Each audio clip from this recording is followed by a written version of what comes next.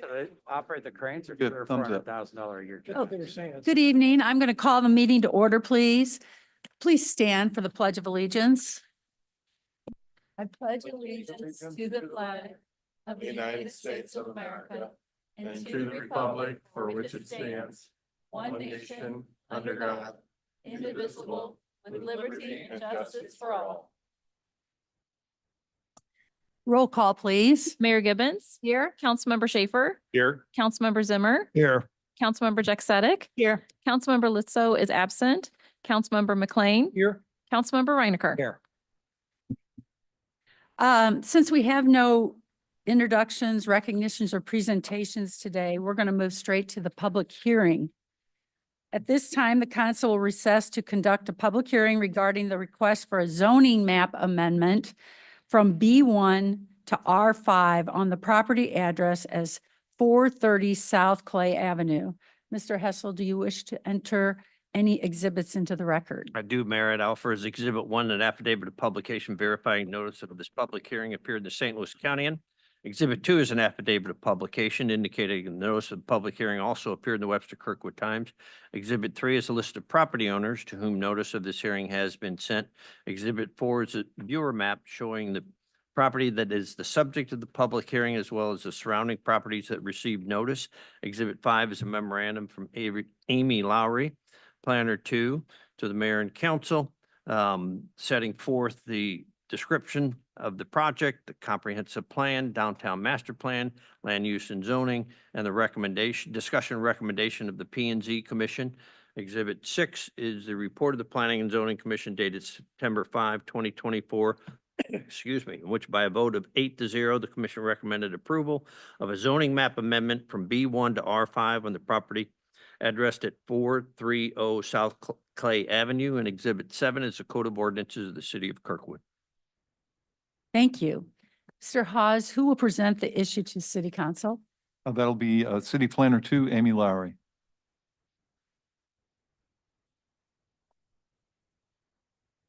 Good evening, Mayor and Council. Wait for my presentation to.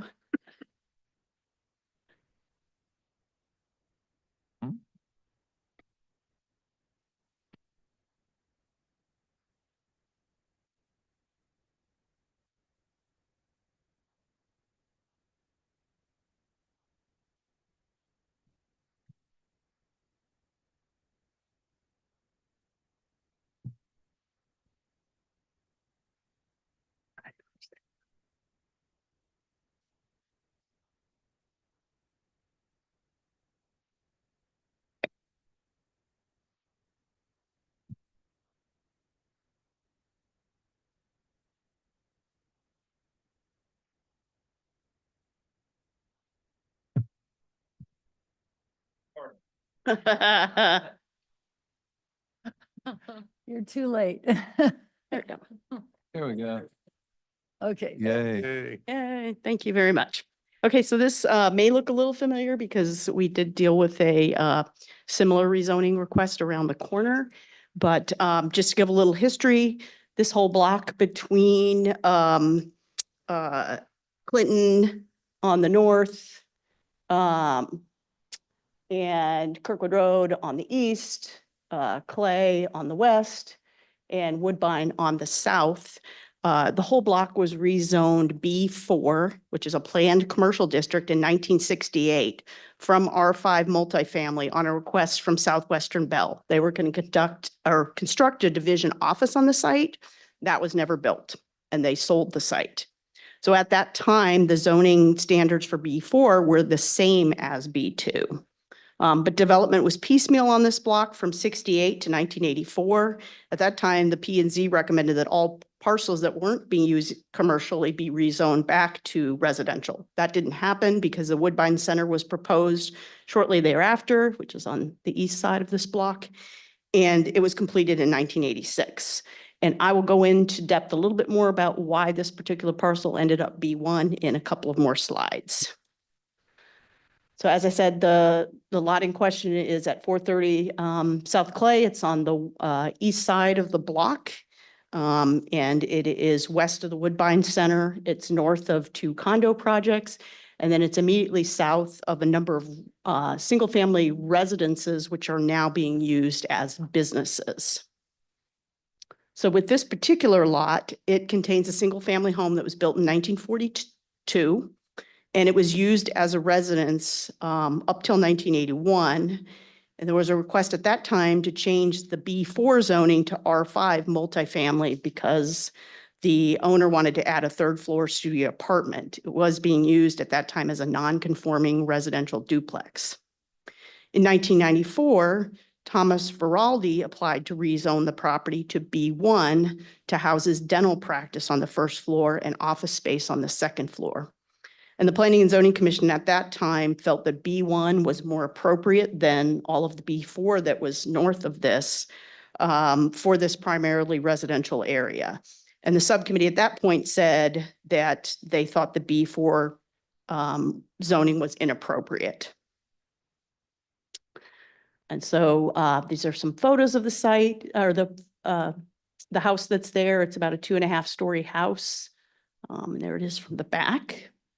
This is a survey. It's a little bit hard to read, but the lot is about 83.5 feet wide by 270 feet deep. So it's 22,545 square feet. It is on our future land use map within the downtown area. And so the development types that are appropriate for that would be single-family residential or attached residential, duplexes, townhomes, apartments, live-work units, that type of thing. It is also on our downtown master plan. It was identified as a perhaps short to medium-term redevelopment opportunity for multifamily buildings. With regard to what could be built here, the purpose of the R5 zoning that they're requesting is to allow for multifamily residential uses that provide a transition from single-family residential districts and small-scale multifamily residential uses to non-residential districts. And this district may also be appropriate along major thoroughfares and at major intersections. So if under the proposed R5 zoning, the building height would be restricted to 35 feet and 3 stories. The front yard setback would be the average of the front yard setbacks of the adjacent lots. Side yard setbacks would be 12 feet or 50% of the building height. So if they build a 35-foot tall building, the side yard setbacks would have to be 17.5 feet. And the rear yard setback would be 30 feet. Now, the lot coverage is limited to 40%, but I understand there might be some concerns about the density. It is within the downtown district, so the density is 43 units per acre. However, with a 40% lot coverage and a 22,000 square foot lot, you're looking at about 8,800 square feet for a footprint of a building. So even if they go up 3 floors, they're looking at 3-bedroom units that might be about 2,000 square feet. So they probably have maybe 4 units per floor, maybe 12 tops. So even though it is a higher density, you still have to conform to all the stormwater requirements, landscaping requirements, lighting requirements, and architectural design, as well as any larger setbacks. This is our review criteria for zoning map amendments, and I'll just point out a couple of those. The proposed amendment needs to be consistent with the comprehensive plan, other city adopted plans, and the stated purpose of the zoning code. And also the uses that would be permitted on the property, if it were reclassified, would be compatible with the uses permitted on other property in the immediate vicinity. And that's the start of them, but there are actually 9 criteria. But the commission discussed the proposed zoning as being more restrictive than the current commercial zoning. And they also referenced their recent recommendation and approval of a more intense zoning map amendment nearby at 119 West Woodbine Avenue. And that is what I have tonight. I know the applicant is here if you have any questions, but they did not have a presentation to make. Would the applicant like to come introduce themselves?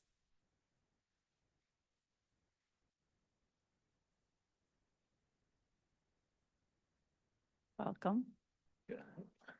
Good evening. I'm Wilson Wagner, with Wilson Civil Design, and I'm representing the client tonight, which is DNR Building Group, and his agents with me tonight also.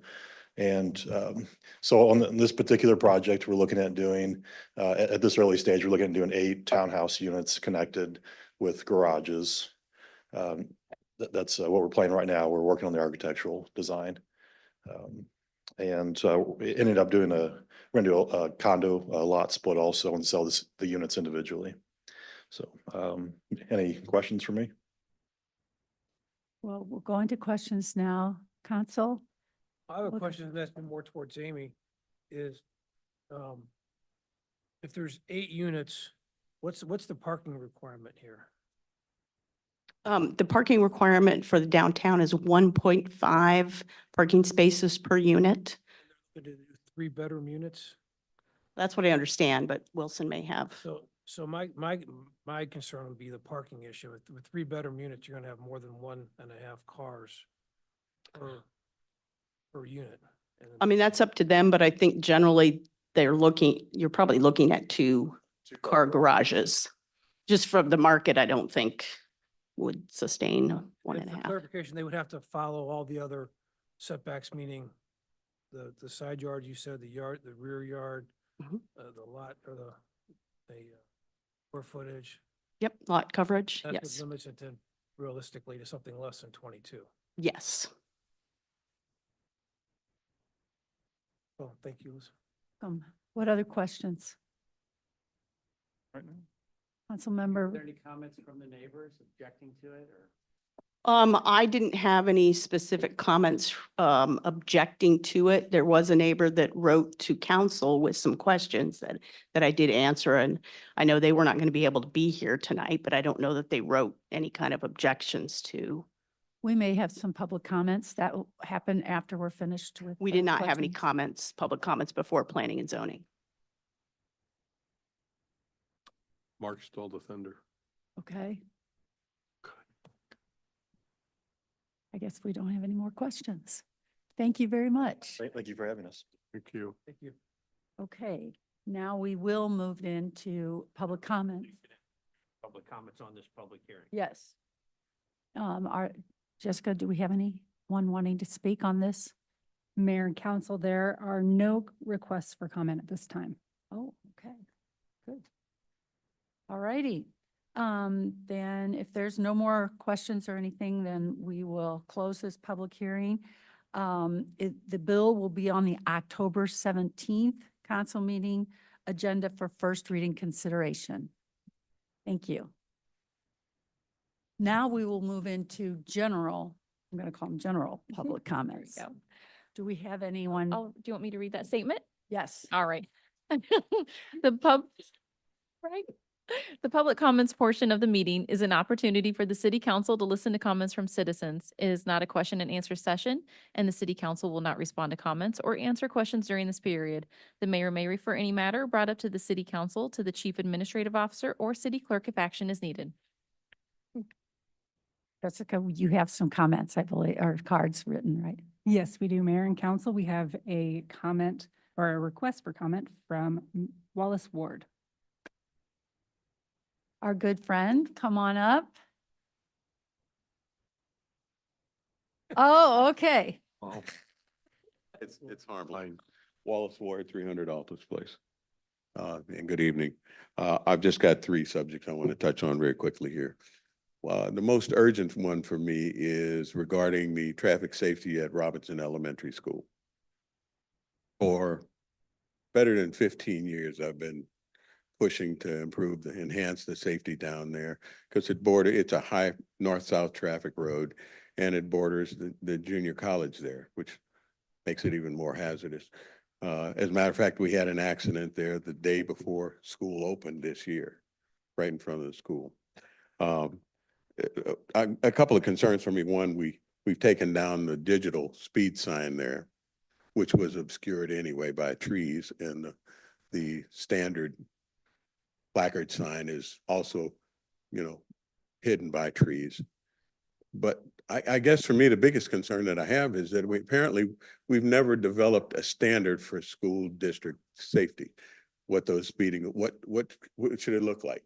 There'd be striping on the streets, signage, whatever. And we ought to do that. It'd be simple to do. Let's put a committee to it, say, hey, find us the safest way to provide speed zones for our schools. Next, near and dear to me, TDDs. And I guess my concern here is one of, I guess we typically look at it as transparency, but I want to consider it honesty tonight. I would like for the city to list for the voters the number of lane miles that we have that need to be repaired and need maintenance. What we predict this TDD fund will do if it's passed. How many lane miles will we do? What will we have left over? And you say, why do you need that, Wallace? Because we're asking every taxpayer, 100% of the taxpayers, to pay in when we know they're not all going to get their streets done. And I understand we can always come back and finish up for the rest of them, but that's not on the ballot. There's not a, hey, when we get done, will you sign up for another one? So it's not a given. So I think it's only fair to taxpayers to know that some of you guys aren't going to get your streets done. And in regards to streets, I think one of the things that always concerned me was we don't have what is minimum standard street for the city of Kirkwood. It seems odd to me until I thought about it. And what it allows you to do, it allows you to keep some folks forever in a substandard street. I call it a Kinlock Street. We're Kirkwood. We should have a minimum standard, and we should publish that so that it gets used with the TD funding, so we can start climbing some of these streets, which look like alleyways, into what we'd all be proud of. I'd urge all of you, if you got a minute, just drive through the city of Crestwood. They're our cousins.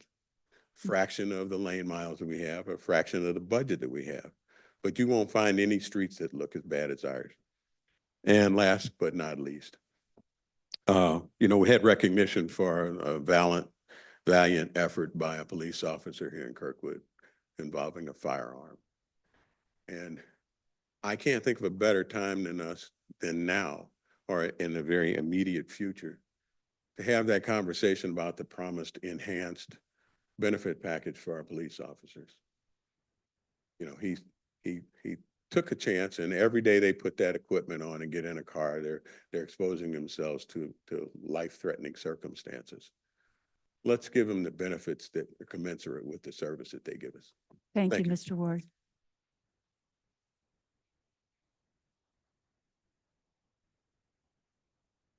Mayor and council, there's a request for comment from Arthur McDonald.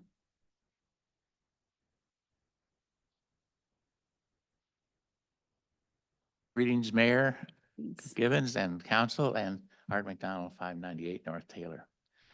Hope your arm is doing better, Jessica. Yeah. It's a pleasure for me to stand before you tonight and to address you, and I want to say a big thank you to all of you for all you do and what you contribute to our community. And I know it's a lot of hours, so I've been there, and I appreciate it. Well, tonight is a very special night for me and one to celebrate. And Lori said, you better wear your bow tie. So I did. So, but the opportunity for the city council tonight is to pass resolution 141, accepting the bid of Ranieri Contractors for the construction of the reconstruction and renovation of the Kirkwood train station. The effort to renovate and restore the Kirkwood train station started in 2014 when I was mayor, and I formed a committee of citizens and city personnel, builders, and the architect, Don Hussman, to study the station and determine its needs. In 2016, the Kirkwood City Council heard a report from this committee, and the council voted to proceed and start raising private funds to pay for the restoration. The historic Kirkwood Train Station Foundation was formed to accomplish this task, and John Hessel's helped us accomplish that, and we're thankful for that. And as president of the Kirkwood Historic Train Station Foundation, I'm very grateful to all those who have made donations, many donations, from one child who gave a few cents to a citizen who gave us over $100,000, and to various foundations like the Gaylord Foundation and the Robert J. Trulesk Jr. Family Foundation. I'm very grateful also to the taxpayers of the United States, whose taxes were the source for East-West Gateway Council government's grant of $1.5 million, which just increased by $240,000, as you all know. And to the same taxpayers who funded the ARPA funds, which supported the $2.5 million grant from the state of Missouri, which I thank Mayor Gibbons for helping to facilitate. Yesterday, I delivered a check from the foundation to the city for $905,000. So it was a pleasure to do so. I am very grateful to the city staff from Russ Hawes, Bill Bensing, Chris Kruger, and everyone else who helped to move along the design plans for the under the direction of the Mackey Mitchell architects, who have really been excellent partners. They're terrific to work with. And if you pass Resolution 142, which I hope you do, tonight Mackey Mitchell will ensure that the restoration will be done as planned and approved. I'm excited for the restoration process to begin and look forward to the finished, beautiful, and functional historic Kirkwood train station surrounded by a lovely landscape. Therefore, I encourage you, which I think you will, to vote for resolutions 141 and 142. And thank you for this opportunity to speak to you tonight. The road has been a little bit long, but the reward will be very sweet. Thank you very much. Thank you, Art. Really and truly. Thank you very much. This is an exciting project that a lot of people have put a lot of effort in, and thank you, Art, for that. Do we have any additional comments? Mayor and council, there are no further requests for comment. Great, thank you. We will move now to the consent agenda. Is there a motion and second to accept the consent agenda? Motion. Second. Very good. Any comments or questions about the consent agenda? No? Okay, all those in favor, aye? Aye. Nay? Great, the consent agenda passes. Now we will move on to unfinished business, Bill 11048. Mayor and council, this is an ordinance authorizing and directing the mayor to enter into a Missouri Highways and Transportation Commission Carbon Reduction Program agreement for the CRP 5502617 Grants Trail Extension Phase 2 project. Thank you.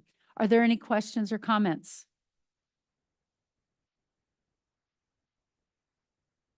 Not, roll call, please. Mayor Gibbons? Yes. Councilmember Schaefer? Yes. Councilmember Zimmer? Yes. Councilmember Jack Sadek? Yes. Councilmember McLean? Yes. Councilmember Reinecker? Great. Bill 11048 has passed final reading. Bill 11049. Mayor and council, this is an ordinance authorizing and directing the mayor to enter into a Missouri Highways and Transportation Commission Transportation Enhancement Funds Supplemental Agreement Number 2 for the Awarded Transportation Alternatives Program TAP 5502613 Historic Kirkwood Amtrak Station Restoration Project. Are there any questions or comments on Bill 11049? Roll call, please. Mayor Gibbons? Yes. Councilmember Schaefer? Yes. Councilmember Zimmer? Yes. Councilmember Jack Sadek? Yes. Councilmember McLean? Yes. Councilmember Reinecker? Bill 11049 has passed final reading. Bill 11050. Mayor and council, this is an ordinance vacating a 10-foot wide easement that exists on attractive land located in part of Lot 9 of Windsor Acres, a subdivision recorded in Plat Book 31, page 35 of the St. Louis County Records, located in the city of Kirkwood, St. Louis County, Missouri, and more particularly described on Exhibits A and B attached hereto and incorporated by reference herein. Are there any questions or comments on Bill 11050? Roll call, please. Mayor Gibbons? Yes. Councilmember Schaefer, Yes. Councilmember Zimmer, Yes. Councilmember Jack Sadek, Yes. Councilmember McLean, Yes. Councilmember Reinecker. Bill 11050 has passed final reading. Great. Now we'll move into new business. Bill 11051. Mayor and Council, this is an ordinance amending the Kirkwood Code of Ordinances, Chapter 17, Article 11, Offenses Against Drugs, by inserting a new section, 17-195, minimum age for the purchase and sale of hemp-derived intoxicants. Do I have a motion and second to accept Bill 11051? Motion. Are there any comments or questions? I just want to make one comment. Councilmember Letzow unfortunately isn't here today, and this is something that she brought to us very passionately because of the effect that it's having on children. I know that the state of Missouri has looked at this issue, but hasn't enacted any legislation. So I think that our city is poised to go ahead and Proactive. maybe be proactive. So any other comments? Yes. I'm all in Mark. favor of, I'm concerned about the enforcement and the penalty of it. And so that's something I think as a city, we need to try to address as we move forward with this. Does our city attorney have any comments on that? It's an understandable comment, is my comment. Mark, what you're alluding to is police officers are going to have to dedicate some time to going into the various establishments and identify those products that contain these kind of hemp ingredients, if you will. It won't be easy, but I think in the long haul, my recommendation is that we are setting at least a standard that we hope others will rise to. So collectively, other municipalities throughout St. Louis County, and then maybe grow to throughout the state, will address what we're addressing right now. We hope that the Missouri legislature would act upon this, but I think we've learned over the years that sometimes we can't wait for them to act, that we need to go ahead and go forward. And again, I hope everybody realizes that the offenses will rise in municipal court. Municipal court has limited authorities as far as punishment is concerned. So we just have to accept that reality as well. And the first step is to at least put in an age, a minimum age, Correct. until the state maybe does something else. That's exactly right, Gina. Any other comments? All in favor of first reading approval of Bill 11051, please say aye. Aye. Opposed, nay. Bill 11051 has passed first reading approval. Resolution 140-2024. Mayor and Council, this is a resolution accepting the proposal of Midwest Pool Management, the amount not to exceed of $20,262.55, which includes a contingency of $1,800 for aquatic center pool repairs, and authorizing and directing the Director of Procurement to issue a purchase order. Do I have a motion and a second to accept Resolution 140-2024? So move. Second. Great. Thank you. Are there any questions or comments? Roll call, please. Mayor Gibbons? Yes. Councilmember Schaefer? Yes. Councilmember Zimmer? Yes. Councilmember Jack Sadek? Yes. Councilmember McLean? Yes. Councilmember Reinecker. Resolution 140-2024 has passed. Resolution 141-2024. Mayor and Council, this is a resolution accepting the bid of Ranieri Construction in the amount not to exceed of $5,169,840.82, which includes a 10% contingency of $469,985.53 for construction services for the TAP 5502613 rehabilitation of the historic Kirkwood train station project, and authorizing and directing the mayor to enter into a contract. Do I have a motion and second to accept Resolution 141-2024 as read? Motion.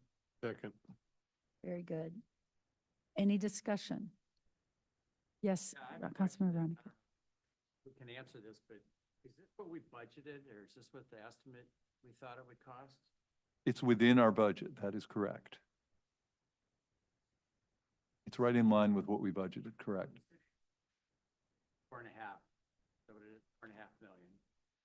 Art said that there's donations of 900,000. So I'd be glad to break that down. The city's putting in, as planned right now, $0.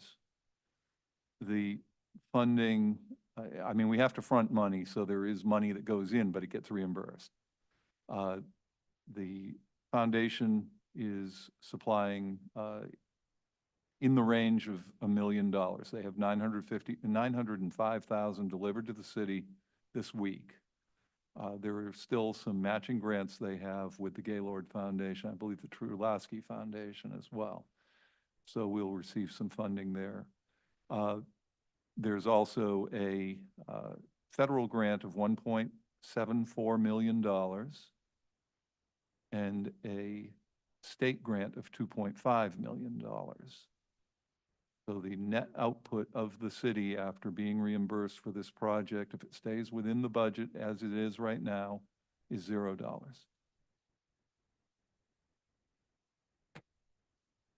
The touchstone of our community is Right. going to be gorgeous. And it was always envisioned to be funded through donations. So we appreciate the feds, the state, and our own local neighbors, citizens, and people who care about the train station for all the donations to make this happen without the city taxpayers having to fund it. May I make a comment, Hey, thanks. Mayor? I'm sorry, Al. I just wanted to hear that information. Yeah, no, I hear you. I w- Councilmember Schaefer had his hand up Sorry. first. Go ahead, John. It's all right, go. Sorry, but I think I would be remiss if I didn't remind everybody that when Amtrak walked away from the train station, Mike Brown, former chief administrative officer, literally took the keys and would open the doors to keep the train station alive. And he did that. Bill Burkhalter has been involved in that for how many years now, Bill? 20 plus Mhm. years he's been involved in it. Mike Brown, or Byerly, Bill Burkhalter, and I formed the Kirkwood Train Station Foundation, including a representative of the city council. It's been a long, arduous task, if you will, but a labor of love to gather the contributions that we got from citizens within Kirkwood as well as outside of Kirkwood to save this historic structure. Art deserves a lot of credit in getting all the grants as well as the funds that we've achieved. It is a terrific moment to be able to step forward with the funds, as Russ said, without any of the tax dollars coming directly from the city of Kirkwood. So that's where we are. And again, the late, great Mike Brown is, Mhm. well, I'll just say he's primarily responsible for being able to save our train station. Thank you. Councilmember Schaefer. Proud moment there. Here you go. Question, do we know the timeline on when this is all going to be started and finished and completion? Do we know that? So Or an idea? yeah, we have an idea. The intent, if council authorizes the contract to be signed here this evening, we would expect that the first things that people see will be the placement of a temporary station across Kirkwood Road in the greenway there, directly across from the train station. That would occur most likely in December. Right now is what the projection is. Once that occurs, then the station itself can be shut down for renovations. And the renovations should take, what, 18 months? 12? We believe we can do it in 12. Okay, that's good to know. Yeah. 12 months. All right, Okay, I have two questions. I'm go sorry. ahead. You're good. So, second is that we have two bids here. I'm back to two bids again, and then I read in the notes that the most responsible bid.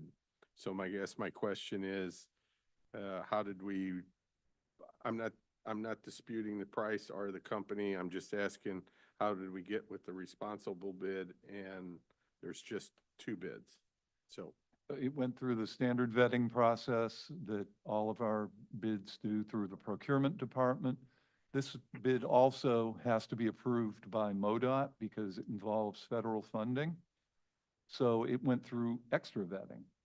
MoDOT approved this vendor, this contractor, through their vetting process as well. And the city has experience with Ranieri as well. So we feel that it's definitely a responsible bid, and it was the lowest responsible bid, which is required.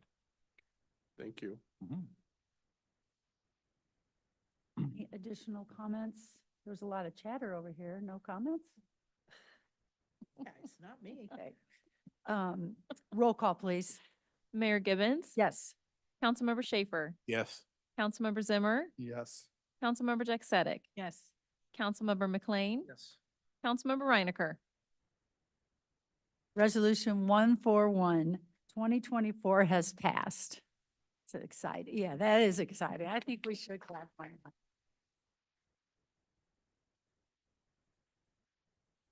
Resolution 142, 2024. Mayor and Council, this is a resolution amending the contract with Mackey Mitchell Architects by increasing the amount by $205,081.80, which includes a 5% contingency of $9,765.80 for a total not to exceed amount of $755,604.80 for construction administration services for the TAP 5502613 rehabilitation of the historic Kirkwood Train Station project, and authorizing and directing the mayor to enter into an amended contract. Great. Do I have a motion and a second to accept Resolution 124, 2024 as read? Motion. Second. Great, thank you. Are there any comments or questions? Yes, Councilmember Schaefer. So I'm reading here on, this is from Mackey Mitchell, and I'm reading into line 1, where it says additional fees may be incurred based on hourly rates attached to their proposal. So I guess my question is, they gave us a bid, this is what we're working off of, but if they get in there and they find something different, they arbitrarily change the amount. Do they not go in and do search and look like we require builders to do of their property when they're building something new before they, and the county makes them do asbestos abatement and all of that ahead of time? So if you could explain that, please. So I'm not sure I would say it's arbitrary by any stretch of the imagination. They would still have to do a change order, and we would just be they would then be basing their costs on that hourly amount. It can't exceed the amount that is approved. So, Okay, so, but I see that in here, we're asking for amount of $205,000, increasing the amount to $755,000. correct, that would be the approved amount if council acts this evening to support this.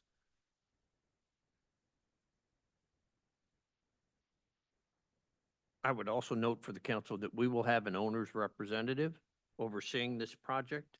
So to the extent that there's increases due to unanticipated costs, whether it's with Mackey Mitchell or with Ranieri, we'll have someone who's overseeing the project to make sure that they're not arbitrary. They're in fact needed as part of the project, and were unanticipated and not something that was included in the contract or should have been included in the contract.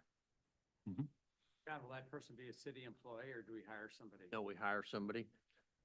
With all due respect to the city employees, I've been in projects where the city employees have served as your owner's representative, and they're not builders. Okay. They do the best they can, but we have a company, Navigate, that we regularly use that oversees projects, and I think that their work with respect to the Kirkwood Performing Arts Center and other projects are pretty obvious that they do a good job making sure that we're getting the best bang for our buck. Correct. Any additional? Yes. And Councilmember. Russ, this is all grant money, right? Uh, 755? Or the total not to exceed 755? Well, it's part of an overall, it's not all grant money because we have local money, but the local money is donated money. So this is part If it stays within budget, it'll cost us zero net dollars. net taxpayer dollars, as we explained previously. Now, if we Correct? go over budget in this project, there won't be any grant funds for that, will there? No, Then that's when we dip into our own pocket. conceivably, we're working to not go over budget. And I understand, yeah. And the foundation board is not dissolving, so Art, maybe we'll have to go back to work, huh? Keep that bank account open, Art. Okay, any more comments or questions? No? Okay. Roll call, please. Mayor Gibbons? Yes. Councilmember Schaefer? Yes. Councilmember Zimmer? Yes. Councilmember Jack Sadek? Yes. Councilmember McLean? Yes. Councilmember Reinecker? Wonderful. Resolution 124-2024 passes as read. Thank you all. Yeah, yeah, thank you. Hmm. Okay, city council reports. Does anyone have? I'll have a couple, I'll do Okay. a couple. Councilmember Urban Jackson. Forestry Commission is, got a lot on their plate and doing a lot of good work and getting the group oriented, and, we have a pretty good, agendas going forward. So it's a delight to work with this group.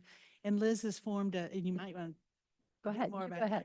formed as ad hoc committee to look at trees in Kirkwood. More importantly, looking at a signature annual tree that we're going to celebrate. And I tell you, the meeting, the kickoff meeting today or this week, had an extraordinary group of citizens and Brandon, our new forester, on there, and it's just nice to be able to work on a project like this and really engage the community and experts within the community. So great group, and look forward to having their work combined with what Urban Forestry Commission and our city forester and our 50 trees. We have a breadth in this community of work around trees that probably is unlike anything else around the St. Louis area. And it's an honor to be a part of all of those groups. And I'm going to learn tree jargon before this is over. Canopy and all that. The other quick, and this is not necessarily city, but the Kirkwood Historical Society is having their home tour fundraiser by the Kirkwood Lifestyle Magazine puts this on, did it last year. So looked at or had homes that were new builds in Kirkwood, lovely tour. This year they're highlighting homes that are renovations or additions. And so you'll get an opportunity to see some of our stellar homes in Kirkwood. That's next Saturday. And I encourage you all, again, it goes to support the Historical Society, but I'm really excited about the homes that are going to be showcased this year. Great, thank you. What other, Councilmember Schaefer? Yes, hi. Thanks, Mayor. I'm making an announcement for the Meacham Park Neighborhood Improvement Association. They're going to have Tim Cunningham on October 25th at 7 p.m. He has graciously come back to play some R&B saxophone, and 100% of the proceeds will go back into the Meacham Park Neighborhood Improvement Association. So it's a worthwhile cause. And then two personal notes. One, I'd like to congratulate Harriet Patton. She had a 50th wedding anniversary. That's a pretty good achievement. And then one last one, I'm saying happy anniversary to my wife of 40 years. So there you are. Yeah, Thank you for your indulgence. very good. Any additional city council member reports? Okay. Chief Administrative Officer reports. Mayor, I have one request is to bring up Chris Kruger to go over a letter we received from the county regarding the council's request for action on Big Bend. Thank you. Good evening, Mayor and City Council. St. Louis County Transportation completed a speed study on Big Bend in response to the Kirkwood City Council passing a resolution to reduce speed limit to 30 miles an hour on Big Bend. St. Louis County conducted a speed study following methods that take into account traffic volume, crash history, driveway density and land use, pedestrian use, and facilities to recommend a speed limit. Speed study was not only based on the 85th percentile speed, but also these other factors were mentioned and factored into the study. Even with these factors taken into account, the speed study concluded that the speed limits remain as is, unfortunately. The county has agreed to allow Kirkwood to paint edge lines on Big Bend and Kirkwood to reduce the outside lane to 10 feet where feasible. Also, the county has an upcoming project that includes additional safety enhancements from Kirkwood to Couch. The county is willing to perform another traffic study after all of these improvements are completed in the following years. Anyone have any questions? Do we have a sense of why they wouldn't approve it other than they just don't think it's needed based on all those factors? Looking through the report they provided, the crash history is probably the biggest one that I found that stuck out, that our crash history compared to other routes that county has is quite low. And so it doesn't rank high on their list. Of reducing speed. Correct. Yeah. I'm grateful that they will enact some safety measures and that they're willing to come back after those enacted and check the speed again.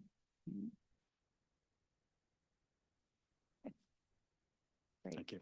Thank you. Thanks, Chris. And that concludes my report, Mayor. Great, thank you. City Attorney report. Nothing to report? Okay.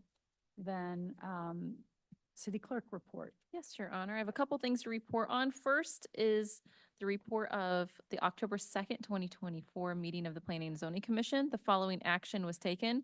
By a vote of 6-0, the commission recommended approval of a zoning code text amendment on garage design in residential zoning districts, specifically for the RMM zoning district. A public hearing is required. We will schedule this public hearing for November 7th. By a vote of 6-7, the commission recommended approval of a zoning map amendment from R5 to RMM at 223 West Monroe Avenue. A public hearing is also required for this, and we will schedule this public hearing for November 7th as well. And after a presentation by staff and the petitioner on two related applications consisting of 1, a zoning code text amendment for tattoo and body piercing studio in B3, and 2, a special use permit for a tattoo and body piercing studio at 11214 and 11216 Manchester Road. A subcommittee was appointed. The subcommittee will meet at City Hall in the main level conference room on Tuesday, October 8th at 8 a.m. And the final thing I have to report on is a scheduled upcoming public hearing on October 17th for a request for a zoning text amendment to increase the maximum size of a tenant space from 2,000 square feet to 3,300 square feet for personal and commercial service uses in the B2 zoning district. And that's all I have. Great, thank you. All righty. Seeing no further business, this meeting is now adjourned. The next regular meeting is scheduled for Thursday, October 17th, 2024. Thank you.